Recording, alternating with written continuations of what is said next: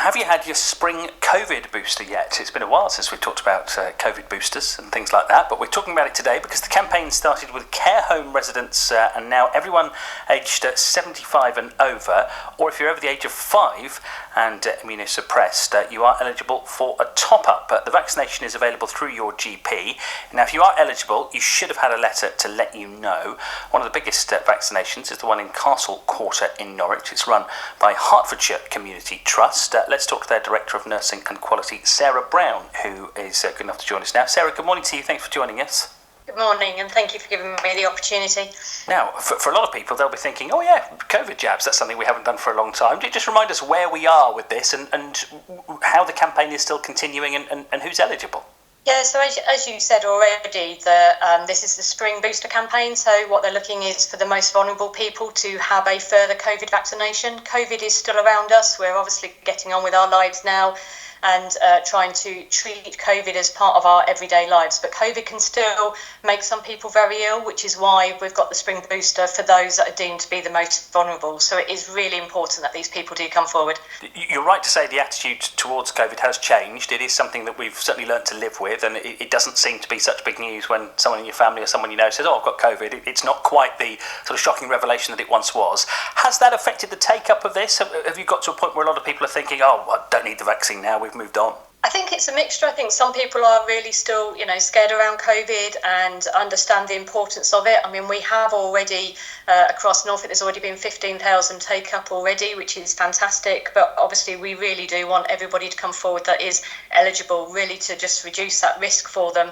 And not just for them, it's also to reduce the risk for their loved ones and anybody else that they meet. So it's really important, as I said, that anyone that is identified as being vulnerable, so over 75 or immunosuppressed or living in a care home, that they do take up this opportunity.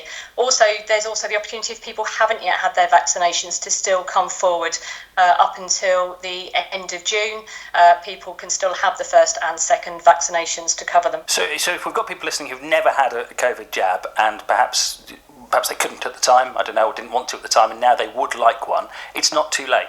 It's not too late, no. I mean, what I would encourage is people to book in as soon as possible, because you do have to have a gap between the first and second booster, and this campaign will finish on the 30th of June. So people need to go onto the website, either on the NHS UK app or visit NHS app or the improvinglivesnw.org.uk and search for COVID so that they can get booked in. There's also the WOW bus going out and about as well, where people can have those vaccinations. So yes, there's still that opportunity, but it's beginning to run out, that opportunity for those that haven't been vaccinated so far.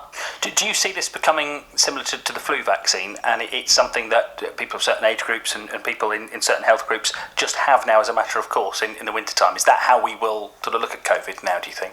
We obviously don't know that for definite, but it's what a lot of the planning that has been going on recently and the plans that we're waiting to hear going forward, that's what we're expecting is most likely to happen. But until we actually hear the absolute around that, obviously I can't say, but we are planning for that as though it would be part of the flu campaign going forward.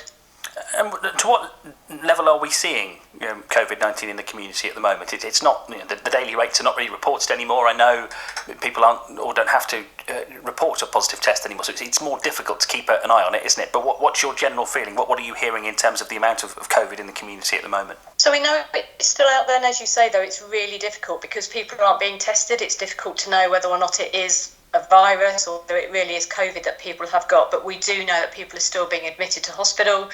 We do know that there are still outbreaks in hospitals as well as in other places. So we know it is still out there, but it is difficult, as you say, to really understand what the level of it is, and I think people don't realise quite how much is out there.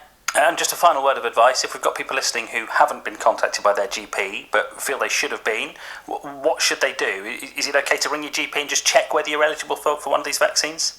So people can, but the other option is that if they go onto the NHS app or onto the website, or otherwise phone 119 is probably the preference, because obviously we know GP practices are very busy at the moment, so it would be better if people could call 119, which is a free number, or like I say, use the other facilities that people have done for booking so far. Sarah Browne from Hertfordshire Community Trust, thanks for joining us.